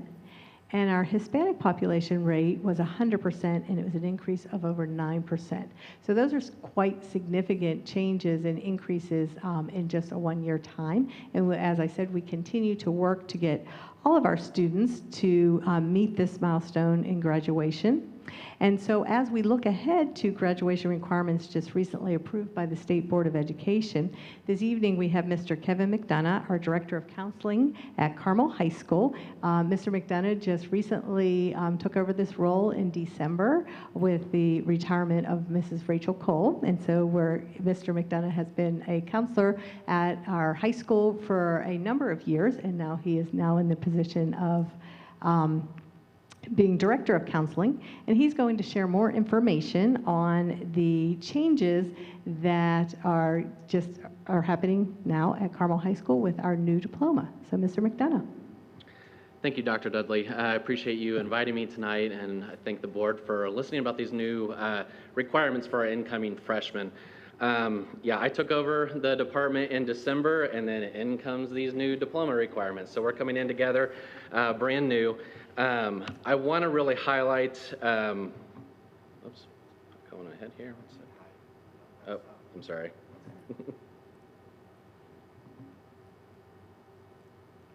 Try this again. There we go. Okay. I want to highlight how these new diploma requirements really compare to the current graduation requirements. As many of you know, that the Core 40 diploma has been in place for many, many years here in Indiana. So on the chart you'll see there, this is a chart that the DOE put out to compare the old with the new. I know it's kind of hard to see on that table there, but on the left side you've got the Indiana Core 40. On the right side you have the new Indiana diploma requirements. They didn't give it a new nifty name like the Core 40. They're just calling it New Indiana Diploma at this point. But I wanted to highlight a few different things that are occurring in each one of the subject areas that are really going to impact some of our subject areas. So in the previous Core 40 diploma, there were 8 credits of English that were required. There are still going to be 8 credits of English that are required. You'll see noted there that it is now broken down. 2 credits of English 9, 5 additional English credits, and then 1 credit of communication-focused course. So the DOE put out just about 3 weeks ago kind of a finalized list of courses that are going to meet some of these particular kind of subcategories, such as the communication-focused courses. So we'll be leading students through, as the counseling department, we'll be leading them through, helping them understand what courses are going to fulfill that communication-focused course. So again, still 8 credits of English that are required, but it's just staggered a little differently. Most students right now, specifically in English, are probably covering those 8 credits already. The communication-focused course could be a speech course. It could be a multimedia course that they've taken in the communications department. There are several different ways. So it's not really going to shake up the English department necessarily, but you'll see on a couple slides later that we still want to make sure that students understand, even though these are the core requirements for the diploma, that we also want to look at what their post-secondary plans are. So if they are looking at a 4-year institution, some of the base criteria for this new diploma would not meet the requirements for admission at 4-year colleges. So we want to make sure that it's clear for those students, and we'll be leading them through that as they come into the high school. The next subject area being math. As opposed to there being 6 credits where it was Algebra 1, Algebra 2, and Geometry, they now have 2 credits of Algebra 1, 1 credit of Personal Finance, so that's a brand new course requirement that they're placing in the math category, and then 4 additional math credits. Now the 4 additional math credits are more than likely still going to be Geometry and Algebra 2. The courses that are in that core category that have been approved by the DOE really are advanced level courses, but there are a couple other courses that are, I would say, lesser than the Algebra 2. There's a technical math and a business math course. We do not currently offer those, but maybe that's something in the future that the math department would look at to fulfill those requirements. Moving on to science, previously 6 credits of science that were required, 2 credits of biology, 2 credits of either chemistry or physics, and then 2 credits of an additional science. Now it is structured to where they have 2 credits of biology, 1 credit of computer science, which that's brand new, 2 additional science credits, essentially any course that falls within the science category, and then 2 STEM-focused credits. Now the STEM-focused credits do incorporate or include a lot of the engineering, like the Project Lead the Way courses that we offer, and a lot in our technology education department, computer science, and so on. But it can also include really any other science course. So because it's STEM, that S is science, so any additional science course would count. So for example, if a student did 2 credits of biology, 2 credits of chemistry, and 2 credits of physics, that's going to meet those 6 of those 7 credits, and then they'd have computer science left. Social studies, that has changed as well, still staying with 2 credits of U.S. history, 1 credit of government. There's no longer an economics requirement. Again, built into this diploma, doesn't mean that it's not required for college admissions requirements. And then there are 2 credits of what they call world perspectives. And this is providing what the state says is flexibility within this, this subject area. Now, the way we are currently handling it at the high school is students will still enroll in world history in their 9th grade year to fulfill that world perspective credit, or 2 credits, but it is allowed to be covered in other ways, and one of those being a 3rd year world language or higher. Now, we have it as 2 credits of world history right now, still sticking with that for this first year, mainly because there are a lot of colleges that require 6 credits of social studies, and 2 of those credits sometimes are world history of some type. Indiana University being one of those, and we send so many students to IU, we want to make sure that they are set up for that. So that might be something, again, that shifts in the future, but it's something, you know, that we're sticking with right now for the incoming freshmen. As far as PE and health, went from having 2 required PE credits to 1 required PE, and then we still have 1 credit of health that is required. The 1 credit of PE is now going to be covered in the middle school. Students in the 8th grade will earn that credit in their 8th grade PE course. The standards are the same, but the curriculum's being changed to adjust for that in the 8th grade. So when they come in as a freshman, they'll have that PE credit already taken care of. We moved down. The Core 40 used to have directed electives. Essentially what that was is world language, fine arts, or career technical. What they've done is they've kind of just like dismissed that as a directed electives, and they're saying 12 personalized electives. So in other words, they're wanting a student to do kind of what we've already been doing for them, which is structure their additional courses towards whatever their post-secondary plan might be. So that might be additional core academic courses. It may be career technical education courses.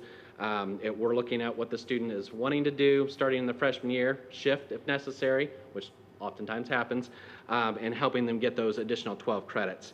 And then the final credit on there is preparing for college and careers, another new addition to the diploma, and that course is going to be added into the 7th grade. Students will earn that credit with next year's 7th grade class. So for the current 8th graders and the incoming 8th grade class, they will actually earn that PCC course in the high school, except if they're in AVID in the middle school, then that can also count for their PCC credit. So total number of credits, we're shifting from 40 credits to 42 credits. But one thing that's really important is to make sure that students understand that even though there are 42 credits in that diploma, you know, a student at Carmel High School has at least 56 credits that they're going to earn. So outside of those 12 personalized electives, you know, they essentially have another 14 elective credits are going to come in there. So we're not ignoring all those other elective areas, what we would call maybe traditionally elective areas, whether it be the fine arts, the world languages, you know, the CTE courses. Students still have that opportunity to take advantage of all the wonderful things we have to offer at the high school. The other addition, and this is a huge addition to the diploma, is that there used to be the academic honors diploma and the technical honors diploma. Those are being shifted away to what they are calling readiness seals, and they have 3 different, I don't like using the word pathway because that's overused, but 3 different paths. They have enrollment, employment, and enlistment. And within those 3 E's, you have honors seal and then an honors plus seal. So if we first look at the enrollment honors seal, this I like to say is essentially replacing the academic honors diploma. It almost mirrors it. There are a few differences. One of them being that there are now only 4 credits of world language that are required, so 2 years of world language would fulfill that world language requirement, where in the past it was 3 years of one language or 4 years of 2 different languages. There are no fine arts credits that are required in this honors seal, but again, we're not wanting to ignore the fine arts or the importance of the fine arts. Those would be covered in their other personalized electives they can choose. And then in that honors seal, chemistry is required. So going back to the science requirements, they would have biology, they would have to do chemistry, and then they can do an additional science plus the computer science course for the honors seal. The rest of the requirements in the enrollment honor seal really mirror what the academic honors diploma is. Again, you guys can kind of read those if you're not already familiar with that, but that includes, maybe AP courses, dual credit courses, having a C average, or I'm sorry, not a C average, a B average, and you can't get anything below a C minus for any class. So all those things will still fall into place for the enrollment seal. Then when we look at the enrollment plus seal, this was announced, I think, just about a week and a half, 2 weeks ago by the governor, that if a student has earned the enrollment plus honors plus seal, that guarantees admission to any state college or university.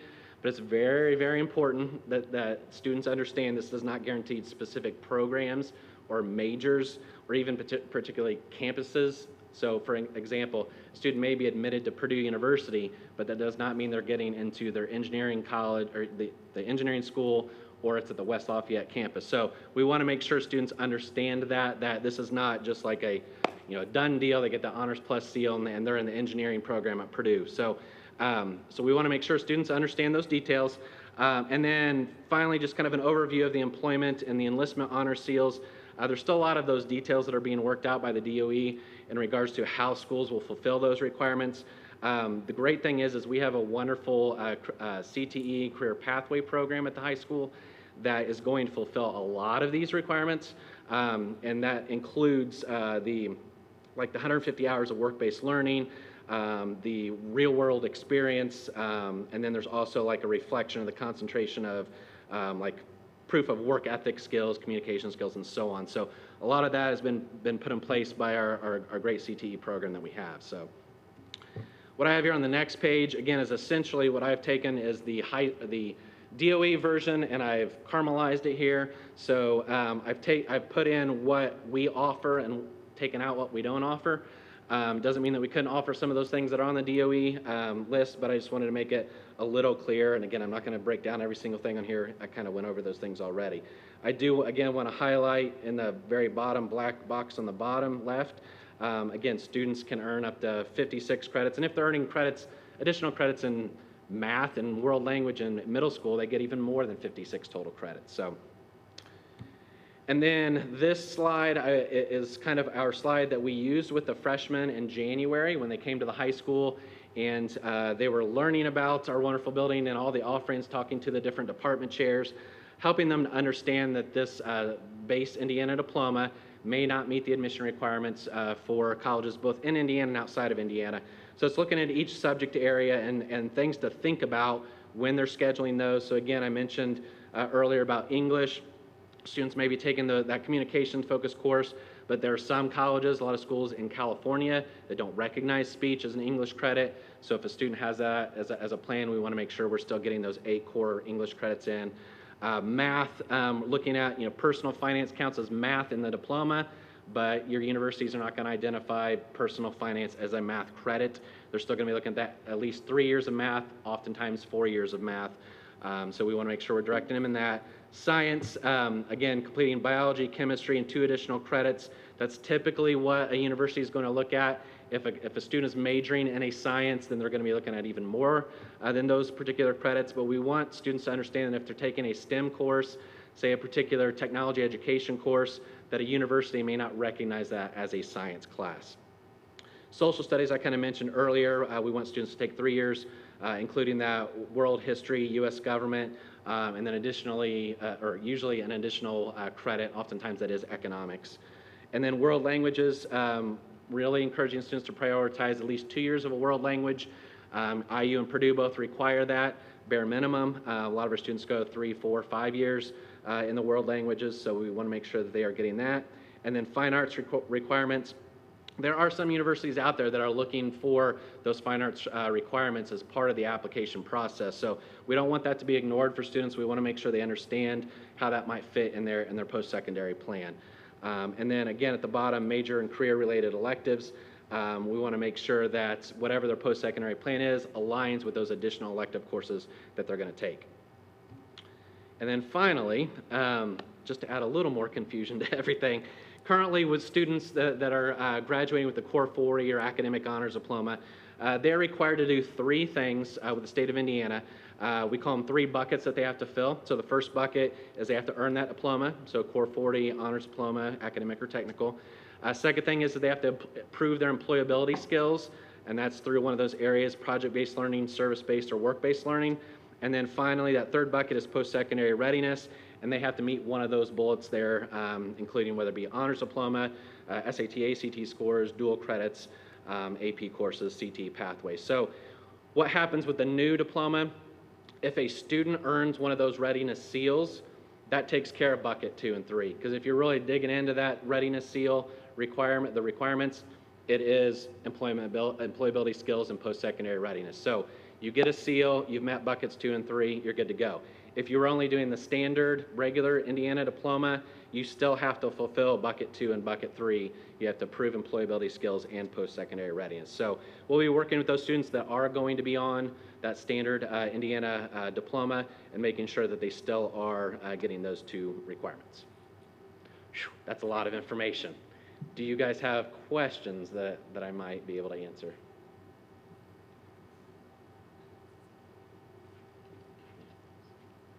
Go ahead.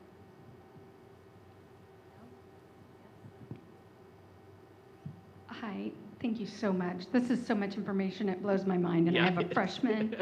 So obviously, some of this is not applicable to her. But I guess, what's your message to parents about how to find out the best information from your office? I know sometimes, and I had a child like this, who has since graduated, she would have wonderful conversations with her counselor and would communicate 0 of that information to me as a parent. So thoughts on that? That would be helpful. Yeah, so with the current 8th grade class, again, when we got that information, we were kind of learning along with the parents and the students in December and January. Our freshman counseling team, they essentially have a Canvas course that they lead students through. We had information nights. Dr. Ferris, Brad Seaver, and a couple of the CTE work-based learning coordinators and myself presented to parents back in December to kind of help lead them through the basics of this. I would say when it comes to the students starting in the freshman center, they will start working with their counselor on the scheduling process for their 10th grade year that starts happening in October. So we will be rolling out, we're looking at making some changes next year. We got away from, post-COVID, we got away from having class meetings in the auditorium and large group kind of instruction from the counselors. We did a lot more, videos that we were sending out, and we relied on the Canvas course. But we really want to get back in front of the students because I feel like that is a better way for them to hear it and a better way for us to make connections with them. So they'll be receiving that information in more group meetings. And then once that is received in those group meetings, then school messengers will go out to parents to make sure that they have that same information. We've also relied on the 10th through 12th grade counseling side. We've relied on the Canvas course as well. But again, I think we are probably going to work on developing some even more updated kind of like information that we can get out to parents outside of Canvas. Because Canvas is great, but it can be overwhelming, managing all the other Canvas courses and then realizing what you need to do to get into the counseling Canvas course. That might be the last thing that you're thinking about doing. So, yeah. And answer your question a little bit too, as I have an 8th grader going into the high school, that parents were given the opportunity to sign up for Zoom meetings with the freshman counselors, and that was really helpful to answer any questions. So yeah, we were at least given that opportunity for a face-to-face.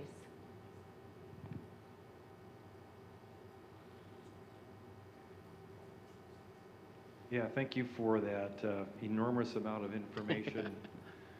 And it's hard to assimilate it all, but it's a complicated change I think we're going through in the state. I think you're doing a great job getting a handle around it, and it's such a short window to deal with it. So thank you for that. My question, I'm going to kind of focus on work-based learning. We had a little exposure at the last meeting to it in a workshop, but can you talk to that a little bit about particularly two elements? One is, I understand there's a lot of hours that kids need to accumulate in the work-based learning if they get into that. And then if you could talk a bit about how we might be partnering with community companies and entities that would be participating. Thank you. Sure. Yeah. So with the pathways that we have at the high school, and those range anywhere from certified nursing to computer science. There's multiple. I think we're up to like 42 or somewhere along those lines. If a student completes a pathway, and that's a sequence of 3 courses, so there's a principles course, and then a concentrator A and a concentrator B. So they essentially could start that principles class in 9th grade, but if they don't, they can still get it in 10th grade and then still move on and get those 3 years. If they complete those 3 years, they're then eligible to take what's called a capstone course. And that capstone course is the program that our work-based learning coordinators, Chard Reed and Wes Drew, and then the assistant principal, Brad Seaver, they are working on that program to make partnerships with the community, and they're finding placements for those students within their particular pathway. And those experiences essentially happen every other day in a student's schedule in their senior year. So if a student, let's say, is in a marketing capstone, they would have a marketing capstone experience for 2 blocks of the day, every other day. So essentially 3 hours every other day. And if you look at like the requirements back there on the employment honor seal, I think it's 150 hours. So getting that 150 hours over a full year, 3 hours every other day is not going to be difficult for our students to do. We're way ahead of where a lot of the other schools are in regards to that capstone program. Now, if a student is wanting to do it outside the capstone program, I think that's probably where we're going to have to look at where we're going to flex at. You know, if it's something that a student's going to have, say, a summer internship or summer program that they set up on their own, we have to make sure that they're also meeting the other requirements built within that readiness seal. And I don't think we have all the answers to that yet. Any sense for how many career or how many partners we have now assisting in the program? So we have over 200 students that have signed up for that capstone program next year, and day by day they're making placements. So the hope is by the end of May that we would have everybody placed. My guess, because of some of the limitations of some of the programs, that we might have, say, 15 students or so that maybe do not find themselves in a capstone placement. So we're working. They're amazing. Chard and Wes are amazing at making connections in our community and publicizing this and trying to get more community connections. But the more you guys can share with the community to make that an even bigger program is really, really going to help us out. Thank you. You're welcome. I just want to say thank you because this is an incredible amount of information and very difficult to balance what the state is asking school districts to do. And I know that Carmel has a lot of rigor, again, living through this experience with a current high school student who thankfully does not have to navigate this. We're going to make it through without this. But in reviewing this prior to tonight and then having you walk us through it this evening, it seems as if you've done a really nice job of sort of mapping it in a way that makes it a little bit more easy to digest, showing how those pathways can be navigated, demonstrating how students can exceed the requirements, and making it pretty clear what you need to do to ensure the pathway for acceptance into college, if that's the pathway that you wanted to achieve, and showing maybe where there are some potential offshoots to the path that the state has put in place, like personal finance is going to count for a math credit if you're looking to go to a 4-year university. So I just want to give you and your department some kudos for that, because I know the DOE took a whole lot of flack when the first version of this came out. Good job. I know it's a moving target also, right? I mean, I'm assuming this is going to ebb and flow quite a bit. So just really good work. Thank you.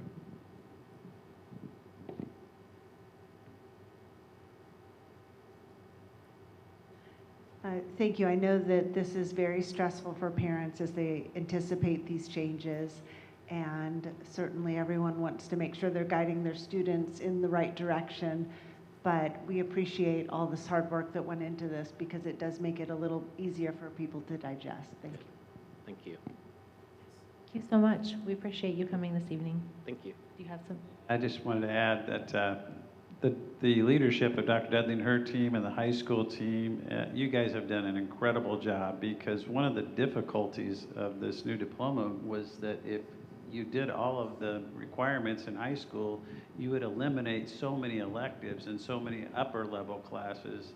It was a real struggle. And the strategy of moving things into the junior high and knocking out some of those, that basically created space so that our kids that are the high, that want to take IB everything and and AP everything would still have space in their in their schedules to do that. So the creativity and the leadership, and Dr. Dudley did that while she was doing policies and administrative guidelines too. So we're very fortunate to have some great professionals that take on those challenges and find a way, for our kids to be able to achieve the pieces that they want to achieve. I don't know anywhere where they have more opportunities to go in as many areas as they can here at Carmel High School, and it's not just a Carmel High School thing. It is a K-12, PK-12 I would call it, where everybody works with our students to get them to that special place when they hit that 8th grade, that they've got a lot of opportunities to go for. And so anyway, well done. And I want you to know that we don't take it for granted. We know that is a lot of work. And actually, as an old guidance counselor, I was hanging with you for a while. It was really good. So thank you. Thank you so much. Thank you for your time. I know you've already worked all day today, so we appreciate you being here. Up next, we have our monthly financial update from Mr. McMichael. So I'm going to, or Amy's going to share her computer with me in a minute here, but in the meantime, we're 3 months in, so we got the first quarter of the budget year, and we're tracking right when you adjust for some changes that we did last year. After the first quarter, we're right where we would have projected to be. You'll see that in this March, our education fund, referendum fund, had an ending balance of about 11.2 million. Last year it was 9.4. But when you adjust for the increase in the rainy day fund, that we put additional money in the rainy day fund in this year, then it comes out almost even. Also making adjustments for, you may remember that when we settled contracts or gave raises last year, we actually held back a little bit money in the first year in order to even give a 1% increase in the second year to all of our staff except teachers and teachers. So it was 3%, 2% for teachers, and 3%, 1% for everybody else. So that had an effect of, last year the balance was running a little higher because of that, and now we're spending that money as we're about 3/4 through the fiscal, the school year. And so we're right on target. In the operations fund, we're actually, it's not as comparable, and we're negative because, as you know, the operations fund's primarily supported with property tax, and we haven't received the May installment yet. And so we're a negative 5 million, but last year it was negative 6.4 million. So most of that is attributed to the way the money is spent. In some years we're spending it faster because only about half of this fund is salary and benefits, so it's not as comparable to as the education fund is. And then finally, in our rainy day fund, as I noted, we have 7.5 million in the fund. A year ago it was 4.6. So that's all been part of our plan as we gradually have increased our overall cash reserves as we felt it was appropriate to do that, and also it gives a better perspective or better picture when we sell bond issues and talking to Standard and Poor's. So we're essentially right on track so far.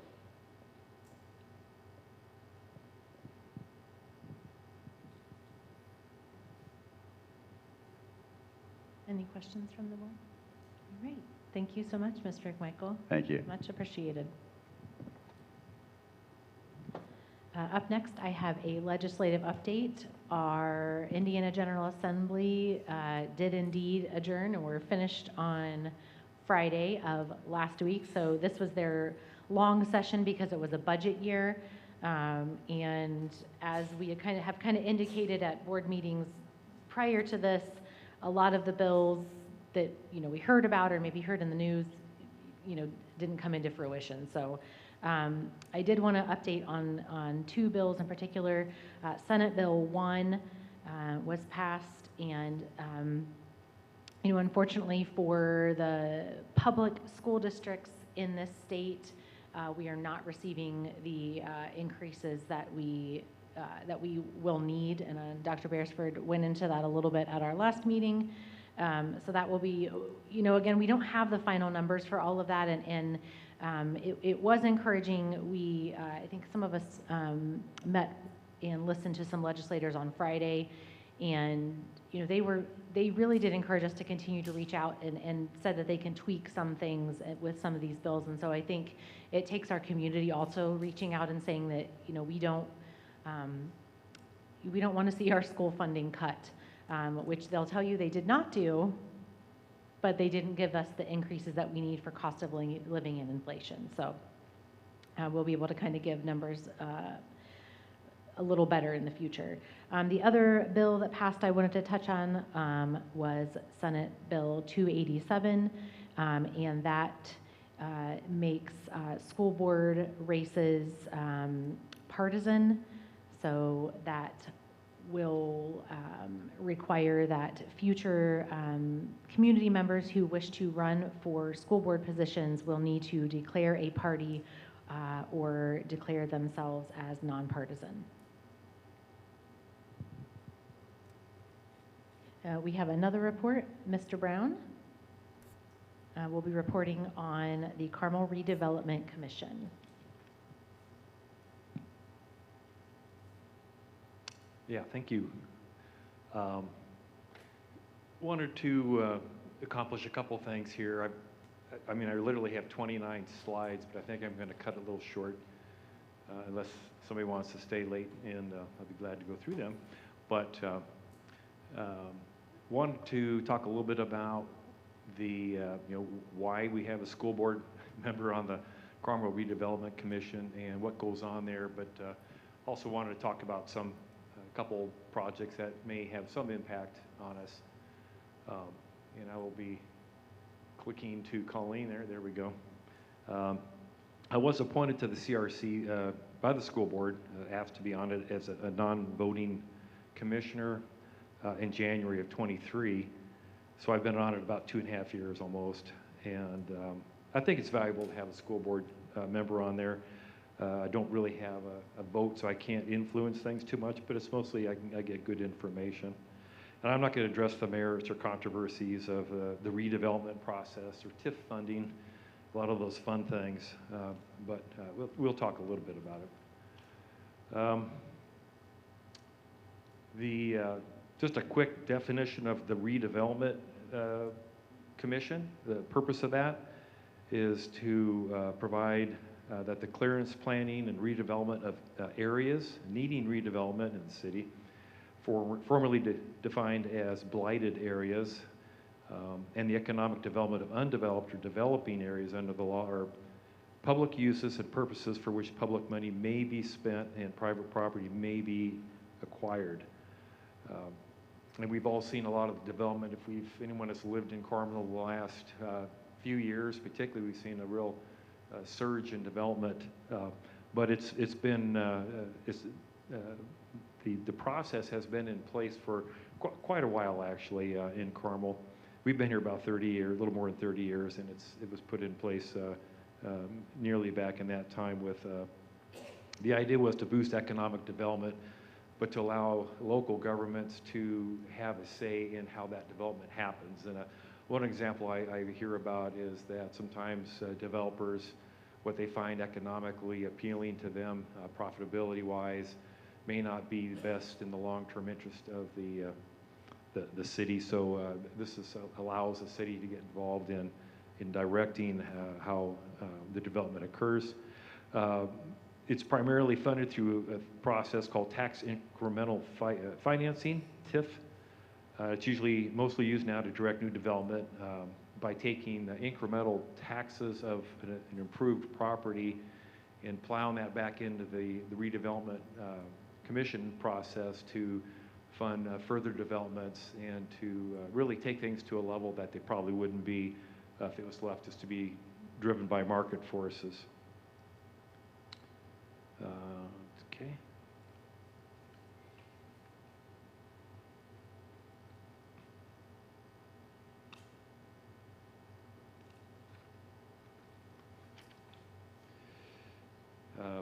The commission is made up of 6 members, 3 appointed by the mayor, 2 by the city council, and then 1 by the school board.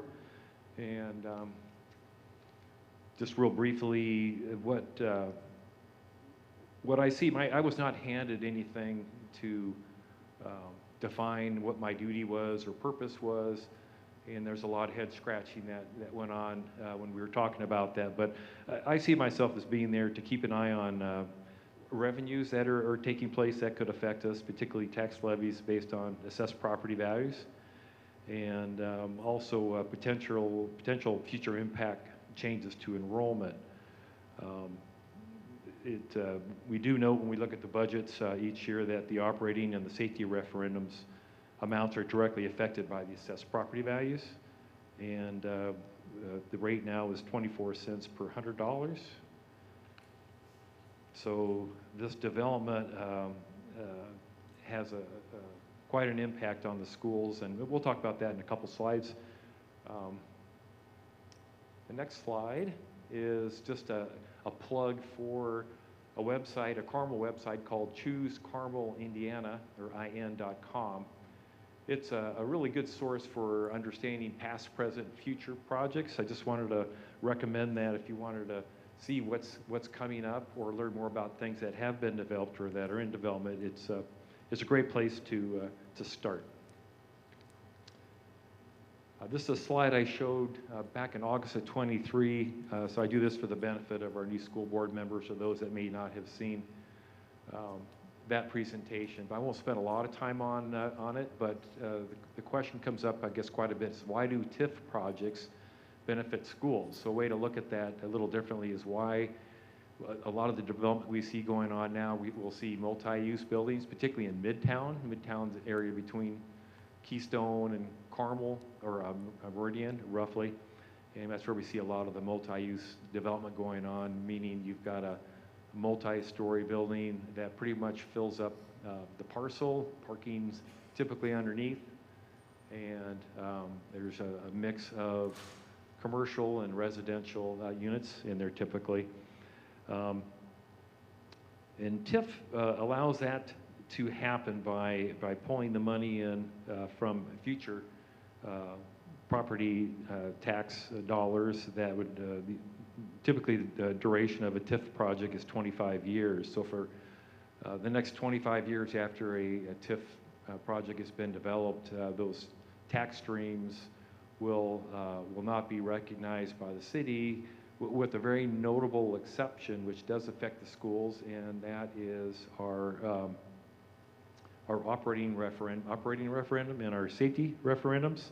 So the benefit is that as soon as that project is completed and inhabitable, then that property starts paying property tax, and we get the tax benefit on our operating referendum and safety referendums immediately.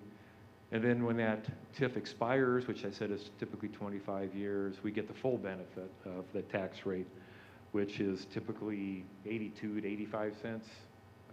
Is that what you see, Roger? I keep looking at Roger, make sure I'm not saying something wrong here. His head's going up and down, so that's good. Next slide. is an example of a presentation that I won't spend much time on other than showing you this.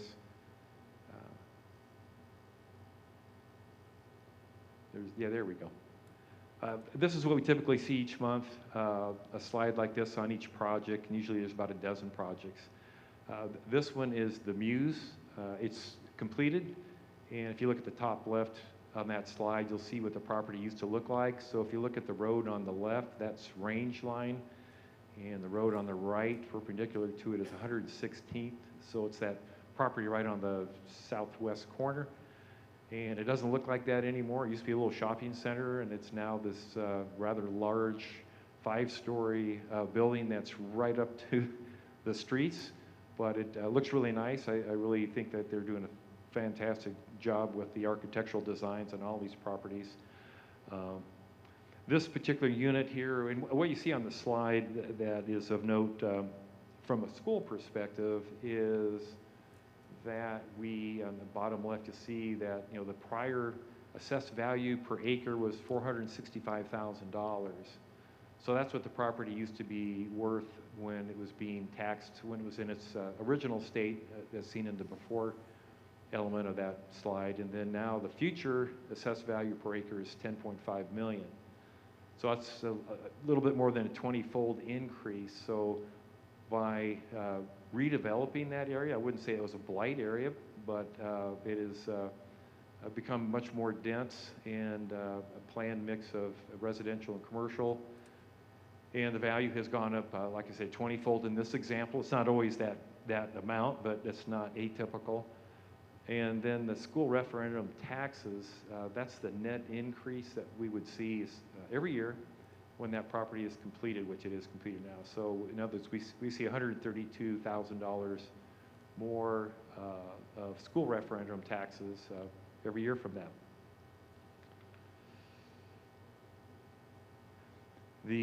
So here's an example. I showed this slide, made a couple tweaks to it, that typically on a multi-use building, they have 1 to 2 bedroom luxury units, they call them. And the word luxury, the way I see it, is typically means it's not desirable necessarily for families. They're smaller units and more on the high end. And so we don't see a lot of children, school-age children, come into these. We had a couple examples a couple years ago. The 633 units, livable units, were completed, and there's only 24 school-age children, which is about just under 4%.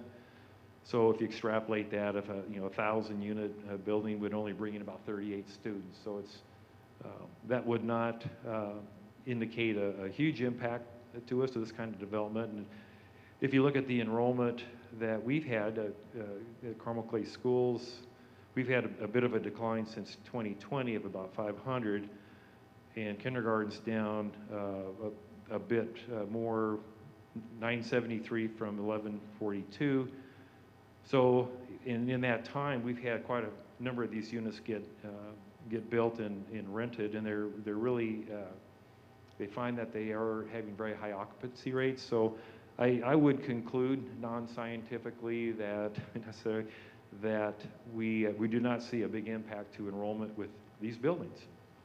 But with that in mind, there's a couple properties that I just wanted to point out that I think are of interest from a school perspective. And one is like Gramercy. That's on the corner of, it's just south, or just west of Keystone, south of 126, north of Carmel Drive, and just east of a little street called Kinzer. And you might know it now as a very large garden apartment style complex. Garden meaning there's a lot of green belt around it, a lot of grass area. And the buildings are not particularly tall. I think they're range from 2 to 3 stories. And that just had a TIF area approved. And what that means is I think they have a 7-phase development plan for it. So they have 7 sub-areas in the TIF district, they call that.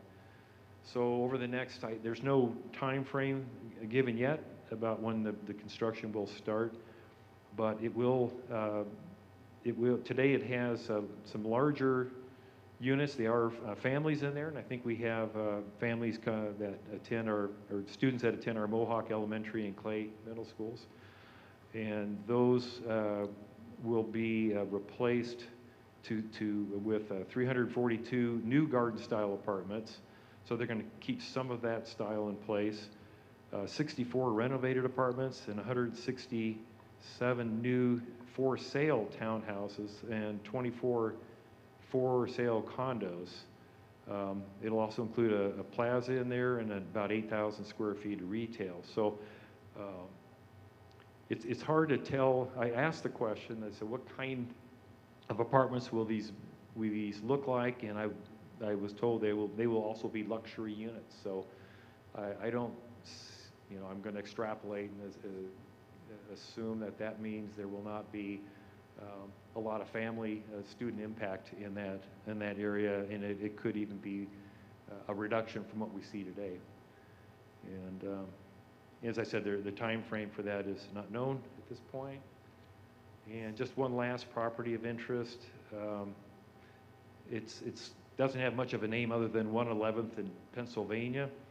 So if you imagine the property that is on the northeast corner of that intersection, which is just east of Meridian, there's a big area, a new roundabout was put in, and it's a big plot now. I think it might have been used for farming, but it's vacant at this time. It is on hold, but there is a large plan that was presented not too